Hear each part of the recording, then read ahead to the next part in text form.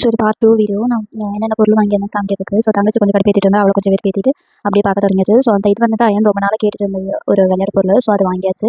அப்புறம் அயனுக்கு ட்ரெஸ் எடுக்கும்போது தம்பிக்கு ட்ரெஸ் எடுக்காம இருக்க முடியாது. ஸோ தம்பிக்கு அதே மாதிரி ஒரு செட்டு ட்ரெஸ்ஸு. இந்த ட்ரெஸ் போட்டுட்டு சூப்பராக இருந்தான். பட் அவனை வீடியோவில் காமிக்க முடியாது. ஸோ இன்ஷால்லா முடியும்னு நான் கண்டிப்பாக காமிக்கிறேன். அதுக்கப்புறம் அயனுக்கு ட்ரெஸ் எடுத்துருந்தோம். ஸோ அயனுக்கு நம்ம ஒரு வீடியோ சொல்லியிருந்தேன், வேஷ்டி சட்டை போட்டு பார்க்கணும்னு ஆசையாக இருக்குன்னு.